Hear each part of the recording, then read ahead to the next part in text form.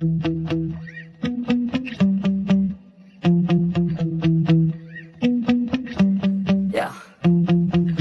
Sometimes I get so mad, there's no controlling me. My thoughts get so bad, I'm like, I might grab a bat, I don't know. My wrath, my blood boils over like, oh God, here goes. I lost all feeling from my head to my toes. You said some shit that I can't let go, so just stay tuned for the rest of the show. So have you ever felt betrayed? Switch inside, you see things, realize something needs change. Cause I know you got me fucked up, let me show you what's up. कहानी शुरू होती है और हम देखते हैं पप्पू परदेसी को, जो कि एक ऑफिस मीटिंग अटेंड कर रहा होता है। लेकिन तभी अचानक उसे अपनी बंदी को घोड़ी बनाने की चुल सी मचती है, इसलिए वो मीटिंग को बीच में ही छोड़कर अगली ही फ्लाइट से दूसरे शहर अपनी बंदी के घर आ जाता है। लेकिन जैसे ही वो उसके रूम के अंदर जाता है, वो देखता है कि वहाँ पर उसकी बंदी घचाघच की फिल्में देखकर अपने मौत के कुएं में उंगलियां कर रही होती है। अब ये देखकर पप्पू परदेसी का तो दिल ही टूट जाता है, क्योंकि उसके होते हुए भी उसकी गर्लफ्रेंड को उंगलियों का सहारा क्यों लेना पड़ रहा है। वो पूछता है कि डार्लिंग तुम ये सब क्यों कर रही हो, जिस पर उसकी गर्लफ्रेंड कहती है कि तुम्हारे घोड़े में तो इतनी ताकत ही नहीं है कि वो मेरी भड़कती हुई आग को बुझा सके। इसी दौरान उसके घर पर एक चूतिया आता है, जो उसे कहता है कि मैं तो यहाँ पर किसी को घोड़ी बनाने आया हूँ। अब ये देखकर पप्पू परदेसी समझ जाता है कि भेड़ उसकी बंदी तो एक नंबर की छिनाल है, इसलिए वो उससे ब्रेकअप कर लेता है। इसके बाद हम एक शादी का सीन देखते हैं, जहाँ पर पप्पू परदेसी के एक दोस्त गौतम गोटमारे की शादी हो रही होती है। वहीं पर हम उसके एक और दोस्त दगड़ू दलाल को भी देखते हैं, जो कि गोटमारे को बोल रहा होता है कि तेरे पास अभी भी टाइम है, ये शादी वादी का चक्कर छोड़ और भाग जा यहाँ से। तभी वहाँ पर आती है गोटमारे की होने वाली पत्नी कच्ची फंसी। दगड़ू दलाल कहता है कि तेरे पास अभी भी टाइम है, भाग जा यहाँ से। लेकिन गोटमारे उसे मना कर देता है और कहता है कि कच्ची फंसी बहुत ही अच्छी लड़की है। दगड़ू दलाल बोलता है कि भोसड़ी के सिर्फ 6 महीने रुक जा, फिर तुझे पता चलेगा कि ये कितनी अच्छी है। तू मुझे ही देख ले, मेरी बीवी और बच्चे दोनों हैं, लेकिन फिर भी मैं तुझे खुश दिख रहा हूँ। अब दगड़ू दलाल लगातार गोटमारे को शादी करने से रोकने की कोशिश करता है, लेकिन गोटमारे उसकी एक नहीं सुनता और कच्ची फंसी से शादी कर लेता है। फिर शादी के बाद हम पप्पू परदेसी को देखते हैं, जो कि दारू में भंड होकर वहाँ पर बैठा हुआ था। इसी दौरान वहाँ से एक लड़की गंगू गंडमरी गुजरती है, जो उसे देखकर कहती है कि तुम पप्पू परदेसी हो ना। वहीं पप्पू परदेसी भी उसे पहचान लेता है और उससे पूछता है कि तुम यहाँ क्या कर रही हो। गंगू गंडमरी बताती है कि कच्ची फंसी मेरी अच्छी दोस्त है और उसी ने ही मुझे यहाँ पर इन्वाइट किया है। फिर बातों ही बातों में पप्पू परदेसी उसे अपनी गर्लफ्रेंड के बारे में बताने लगता है और कहता है कि उस भेड़ की ने मुझे धोखा दिया, मैं तो सिर्फ उसकी लेने के बारे में ही सोचता रहता था, लेकिन उसे तो मेरे घोड़े की सवारी करने में कोई भी इंटरेस्ट ही नहीं था। अब गंगू गंडमरी उसे पीने के लिए कॉफी देती है, लेकिन पप्पू तो उस कॉफी को उसके कपड़ों के ऊपर ही गिरा देता है। फिर वो उसकी कच्छी में हाथ डालकर उसके कपड़ों को साफ करने लगता है, लेकिन तभी वहाँ पर उसकी एक दोस्त आ जाती है और पप्पू परदेसी को कहती है कि भोसड़ी के तू ये क्या कर रहा है। जिसके बाद वो गंगू गंडमरी के कपड़े साफ करने के लिए उसे अपने साथ ले जाती है। अब शादी के बाद रिसेप्शन पार्टी होती है, जहाँ पर पप्पू परदेसी को गोटमारे और कच्ची फंसी के बारे में 2 लाइनें बोलनी थी, लेकिन वो भेड़ का तो अपने ही रोने करना शुरू कर देता है। कहता है कि दोस्तों अब मैं आपसे क्या कहूँ, मेरी लाइफ के तो लुटे ही लगे हुए हैं। एक दिन जब मैं अपने काम से घर आया तो मैंने देखा कि मेरी गर्लफ्रेंड अपनी मौत की गुफा में उंगलियां घुसाकर आनंद ले रही है। फिर जब मैंने उससे इसका रीजन पूछा तो वो कहती है कि तेरे घोड़े में तो बिल्कुल भी दम ही नहीं है। अब इससे पहले कि वो आगे कुछ और बोलता, तभी दगड़ू दलाल उससे माइक ले लेता है और बात को बदल देता है। इसके बाद सीन 1 महीने बाद शिफ्ट होता है और हम देखते हैं पप्पू परदेसी को, जो कि एक कॉलेज कैंपस के बीच एक घर रेंट पर लेता है। वहीं उसके दोस्त गोटमारे और दगड़ू दलाल भी होते हैं, जो उसके नए घर में शिफ्ट करने के लिए उसकी हेल्प करने आए थे। फिर गोटमारे उसे नए घर के लिए गिफ्ट देता है, जिसको देखकर पप्पू परदेसी कहता है कि भोसड़ी के ये गिफ्ट तो मैंने तुझे तेरी शादी पर दिया था। अब उसके घर को देखकर दगड़ू दलाल कहता है कि तेरे घर के पास में ही कॉलेज है और हम जब चाहे वहाँ से लड़कियां लाकर यहाँ पर बजा सकते हैं। इस पर पप्पू परदेसी कहता है कि ये सुनने में तो बहुत अच्छा लग रहा है, लेकिन अभी मुझे अपने ब्रेकअप से उभरने के लिए थोड़ा टाइम चाहिए। दगड़ू दलाल कहता है कि भोसड़ी के और कितना टाइम लेगा, अब तो तेरे को और लड़कियों से मिलना चाहिए और उनको दबाकर बजाना चाहिए, इसलिए आज रात को हम यहाँ पर एक पार्टी रख रहे हैं ताकि यहाँ पर कॉलेज की सभी हॉट लड़कियां आए और हम उनसे अपनी जान पहचान बढ़ा सकें। फिर उसी रात दगड़ू दलाल पप्पू परदेसी के घर पर एक शानदार पार्टी ऑर्गेनाइज करता है, जिसमें उन्होंने कॉलेज के सभी स्टूडेंट्स को भी इनवाइट किया था। वहीं हम गोटमारे को देखते हैं, जो कि अपने दोस्तों से मिलने बाहर जा रहा होता है, लेकिन तभी उसे कुछ चूतिए स्टूडेंट्स रोक लेते हैं और उसे अपने साथ दारू पीने को कहते हैं। लेकिन गोटमारे उनको मना कर देता है और कहता है कि मैंने शादी के बाद दारू पीना छोड़ दिया है। अभी सुनकर वो स्टूडेंट्स उस पर हंसने लगते हैं और उसे कहते हैं कि ये चूतिया तो अपनी बीवी की गांड में ही घुसा रहता है। अब उनकी ये बातें सुनकर गोटमारे को गुस्सा आ जाता है और कहता है कि भेड़ कहाँ पर है, दारू लेकर आओ। जिसके बाद वो उसे कुत्तों की तरह पीने लगता है। कहता है कि भेड़ आज तो सारी दारू मैं ही खत्म कर दूंगा। अब पार्टी में गाना गाने के लिए स्नूप डॉग को बुलाया जाता है, लेकिन जैसे ही वहाँ पर पार्टी का माहौल बनने लगता है तभी वहाँ पर गोटमारे आ जाता है, जो कि पूरा नंगा था। कहता है कि भैंचोद अब हम सभी नंगे होकर सड़कों पर दौड़ेंगे। जिसके बाद वो चिल्लाता हुआ नंगा ही वहाँ से बाहर निकल जाता है। दूसरी तरफ हम कच्ची फंसी को देखते हैं, जो कि अपने दोस्तों के साथ पार्टी करके घर जा रही होती है। इसी दौरान उसकी एक दोस्त कहती है कि मैं एक ऐसे टीचर को जानती हूँ जो कि हमें गन्ना चूसने की क्लास दे सकता है, और अगर तुम ये टैलेंट सीख लो तो तुम्हारा पति तुम्हें छोड़कर कहीं भी और मुंह नहीं मारेगा। तभी कच्ची फंसी वहाँ पर एक आदमी को नंगा दौड़ते हुए देखती है और कहती है कि भैंचोद ये चूतिया कौन है जो कपड़ों के बिना ही सड़क पर भाग रहा है। लेकिन जब वो उस आदमी की गांड को ध्यान से देखती है तो उसे पता चलता है कि ये चूतिया तो उसका पति गोटमारे है। फिर कच्ची फंसी गोटमारे के पास जाती है और उसे कहती है कि भोसड़ी के तू ये क्या कर रहा है। गोटमारे कहता है कि डार्लिंग हम सभी दोस्त नंगे होकर रेस लगा रहे हैं। कच्ची फंसी पीछे देखती है और उसे कहती है कि बावलीगांड यहाँ पर तेरे अलावा और कोई है ही नहीं। जिसके बाद वो उसे कार में बिठाती है और अपने साथ घर ले जाती है। फिर अगली सुबह हम पप्पू परदेसी को देखते हैं, जो कि सोकर उठता है। तभी वो देखता है कि उसके साथ एक लड़की भी सोकर उठती है, जिसकी कल रात उसने दबाकर हुत मारी थी। वो लड़की अपना नाम शर्मीली झांट बताती है और उसे कहती है कि कल रात तो तुमने बिल्कुल ही मजे बांध दिए। पप्पू परदेसी कहता है कि देखो मेरा अभी ब्रेकअप हुआ है, इसलिए मैं अभी किसी भी लड़की के साथ रिलेशनशिप में नहीं आ सकता। लेकिन इस पर शर्मीली झांट कहती है कि तुम चिंता मत करो, हम तो सिर्फ मजे कर रहे थे। जिसके बाद वो अपने कपड़े पहनती है और वहाँ से चली जाती है। इसके बाद पप्पू परदेसी बाहर आता है और देखता है कि वहाँ पर दगड़ू दलाल बैठकर घचाघच वाली मूवीज देख रहा होता है। अब पप्पू परदेसी भी उसके साथ वो फिल्म देखने लगता है, लेकिन तभी वहाँ पर एक चूतिया अंडमान आंडल आता है और उनको कहता है कि भोसड़ी वालों तुमने ये घर की क्या हालत कर दी है। पप्पू परदेसी पूछता है कि चूतिया तू है कौन। अंडमान कहता है कि तुमने मुझे पहचाना नहीं, मैं अंडमान आंडल हूँ जो तुम्हारे साथ कॉलेज में पढ़ता था। अब दगड़ू दलाल उसे पहचान लेता है और पप्पू से कहता है कि भाई ये तो वही अंडमान है जिसकी गांड में हमने एक बार छाता घुसाकर खोल दिया था। इस पर अंडमान कहता है कि अब मैं इस कॉलेज का प्रिंसिपल हूँ और आज सुबह ही ये घर तुमसे छीन लिया गया है, क्योंकि ये घर इस कॉलेज की प्रॉपर्टी है। पप्पू परदेसी कहता है कि तुम ऐसा नहीं कर सकते, क्योंकि मैं इस घर का 2 महीने का रेंट दे चुका हूँ। अंडमान कहता है कि मुझे इससे कोई फर्क नहीं पड़ता और घर खाली करने के लिए तुम्हारे पास सिर्फ 1 हफ्ता है। जिसके बाद वो वहाँ से चला जाता है। वहीं दूसरी तरफ हम गोटमारे और उसकी पत्नी कच्ची फंसी को देखते हैं, जो कि एक फैमिली थेरेपिस्ट के पास आए थे।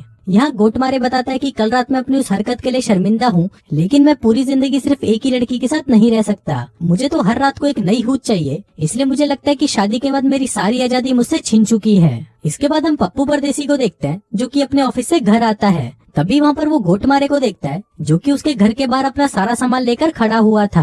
पूछने पर गोटमारे कहता है कि मेरी पत्नी मुझसे नाराज है, इसलिए उसने मुझे घर से बाहर निकाल दिया। अगर तू बुरा ना माने तो क्या आज रात मैं तेरे साथ यहाँ पर रुक सकता हूँ। पप्पू परदेसी उसे हाँ कर देता है, जिसके बाद वो दोनों घर के अंदर जाने लगते हैं। लेकिन अंदर जाते ही वो वहाँ पर दगड़ू दलाल को देखते हैं, जो कि वहाँ पर कुछ चूतियों को इकट्ठा करके उनके साथ एक ग्रुप बना रहा था। अब पप्पू परदेसी को ये सब देखकर बहुत गुस्सा आता है और वो दगड़ू दलाल से कहता है कि भोसड़ी के ये सब क्या है। दगड़ू दलाल कहता है कि हम सब मिलकर एक ग्रुप बना रहे हैं, क्योंकि उस भोसड़ी वाले अंडमान ने कहा था कि ये घर सिर्फ स्टूडेंट्स ही यूज कर सकते हैं। तो अब हम सभी स्टूडेंट्स को इकट्ठा करके ग्रुप बनाएंगे ताकि वो लोग हमसे ये घर ना छीन सके।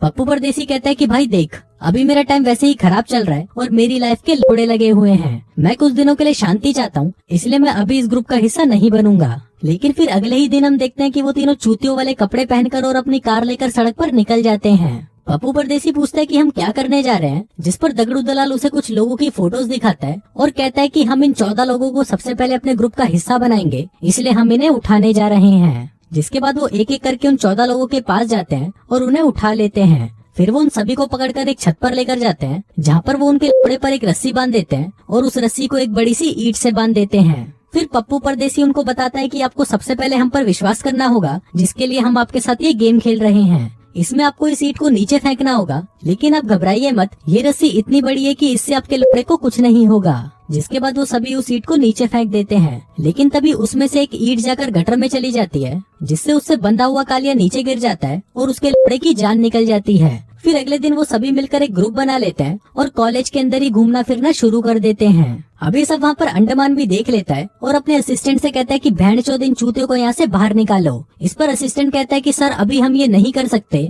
क्योंकि इन सभी ने मिलकर एक ग्रुप बना लिया है जिसमें आधे लोग इसी कॉलेज के हैं, इसलिए अभी हम उन सभी को बाहर नहीं निकाल सकते। फिर रात को हम गोटमारे को देखते हैं जो कि अपनी वाइफ कच्ची फंसी से बात करने के लिए उसको कॉल करता है, लेकिन कच्ची फंसी उसका फोन नहीं उठाती। वहीं घर पर हम कच्ची फंसी को देखते हैं जिसने अपने फ्रेंड्स के साथ मिलकर उसी टीचर को बुलाया था जो कि आज रात उनको गन्ना चूसना सिखाने वाला था। अब वो टीचर सबको एक सब्जी उठाने को कहता है और बोलता है कि इस सब्जी को अपने पार्टनर का घोड़ा समझो और इसे अपने मुंह में डालकर चूसना शुरू करो। इसी दौरान वहाँ पर गोटमारे भी पहुँच जाता है क्योंकि उसे कच्ची फंसी से कुछ बात करनी थी, लेकिन जैसे ही वो खिड़की से अंदर देखता है तो उसे लगता है कि शायद उसकी बीबी किसी और का मुंह में ले रही है। अभी देखकर गोटमारे के दिमाग का भोसड़ा हो जाता है और वो सोचता है तो ये बहन की इसलिए मेरा फोन नहीं उठा रही थी। अब गोटमारे गुस्से से अंदर जाता है और उस टीचर को दबोचकर मारने की कोशिश करता है, लेकिन वो टीचर तो ब्रूसली का भाई चूसली था और वो गोटमारे की ही ठुकाई कर देता है और उसे बेहोश कर देता है। फिर अगले दिन हम दगड़ू दलाल के बच्चे की बर्थडे पार्टी को देखते हैं जहाँ पर उसने गंगू गंडमरी को भी बुलाया था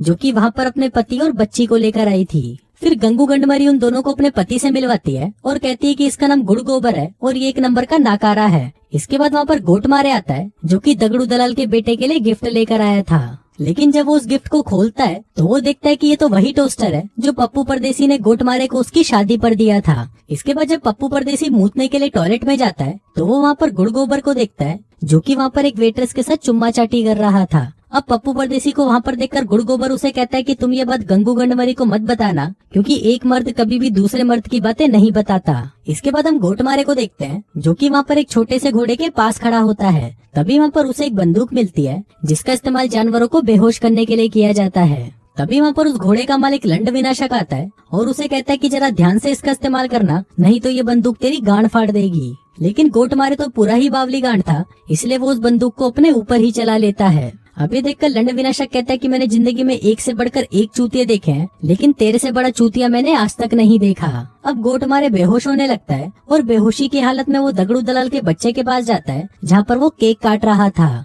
गोटमारे जाकर उस केक के ऊपर गिर जाता है और सारे सामान के साथ पूल में चला जाता है। अब लंड विनाशक उसे पूल से बाहर निकालकर उसे माउथ टू माउथ देने लगता है, लेकिन गोटमारे उसे कोई लड़की समझकर चूसने लगता है। अब उसकी इस हरकत से लंड विनाशक गुस्सा हो जाता है और उसे वापस पानी के अंदर फेंक देता है। फिर रात को वो सभी चूतिए मिलकर पप्पू परदेसी के घर पर एक पार्टी रखते हैं। वो सभी वहाँ पर एक गेम खेलते हैं जहाँ पर एक आदमी को एक नंगी लड़की के साथ फाइट करनी होगी। वहीं हम दगड़ू दलाल को देखते हैं जो कि एक लड़की के साथ रूम में बैठकर बातें कर रहा होता है। अब वो लड़की उसे अपनी पिंकी पिटवाने के लिए तड़प रही थी, लेकिन दगड़ू दलाल उसे मना कर देता है और उसे बताता है कि मैं शादीशुदा हूँ। अभी सुनकर उस लड़की का मूड ऑफ हो जाता है और वो वहाँ से चली जाती है। उधर पार्टी में अब उस गेम को खेलने के लिए एक बुड्ढे को बुलाया जाता है, लेकिन जैसे ही उसके सामने खड़ी हुई लड़कियां अपने कपड़े उतारती हैं, तो उनके बड़े बड़े बब्बे देखकर वो बुड्ढा इतना ज्यादा एक्साइटेड हो जाता है कि उसे हार्ट अटैक ही आ जाता है। तभी सीन यही शिफ्ट होता है और फिर अगले दिन हम देखते हैं कि उस बुड्ढे का फ्यूनरल रखा जाता है जहाँ पर गोटमारे उस बुड्ढे के फेवरेट भाईजान की फिल्म के गाने सुना रहा होता है।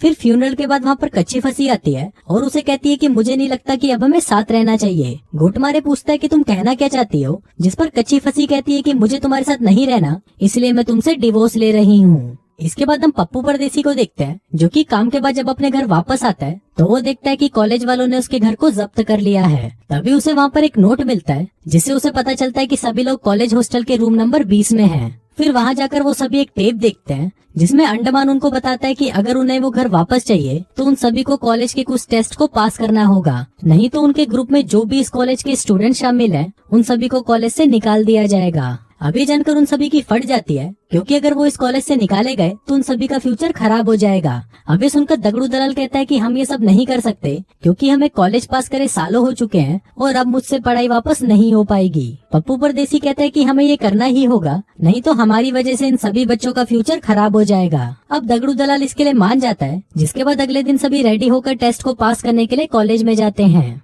अब पहला राउंड डिबेट का था जिसमें उनके सामने एक बहुत ही बड़े प्रोफेसर को बुलाया जाता है ताकि वो लोग इस कंपटीशन को जीत ना पाए, लेकिन उन सभी को पता नहीं था कि गोटमारे अपने टाइम का एक जीनियस स्टूडेंट था, इसलिए वो उनके सवालों के ऐसे जवाब देता है कि उस प्रोफेसर की भी फटकर 64 हो जाती है और वो ये राउंड जीत जाते हैं। फिर अगला राउंड रिटर्न टेस्ट का होता है जहाँ पर वो सभी अपने कान में माइक्रोफोन लगाकर उन सभी सवालों के जवाब पूछ लेते हैं और चीटिंग करके सभी के सभी टेस्ट में टॉप कर जाते हैं। अब आखिरी राउंड था एथलेटिक्स का, जिसके अंदर उनको जिम्नास्टिक परफॉर्म करके दिखाना था। अब सभी एक एक करके अपने दिए हुए टास्क को पूरा कर लेते हैं, लेकिन आखिरी बारी मोटे की होती है जिसे एक लॉन्ग जंप लगानी थी। अब सभी की फटी पड़ी थी कि ये मोटा कुछ कर भी पाएगा या नहीं, लेकिन वो मोटा अपनी गांड का पूरा जोर लगाता है और वो भी अपने इस टास्क को पूरा कर लेता है। अब सभी लोग बहुत खुश थे क्योंकि उन्होंने अपने सारे टेस्ट पास कर लिए थे। लेकिन तभी वहाँ पर अंडमान आता है और उनको कहता है कि तुम्हारे ग्रुप के एक मेंबर ने इस टेस्ट में 0 स्कोर किया है। पप्पू परदेसी पूछता है कि कौन है वो, जिस पर अंडमान बताता है कि वो बुड्ढा है। पप्पू परदेसी कहता है कि भोसड़ी के वो तो मर चुका है, जिस पर अंडमान कहता है कि उससे कोई फर्क नहीं पड़ता, उसका नाम इस लिस्ट में था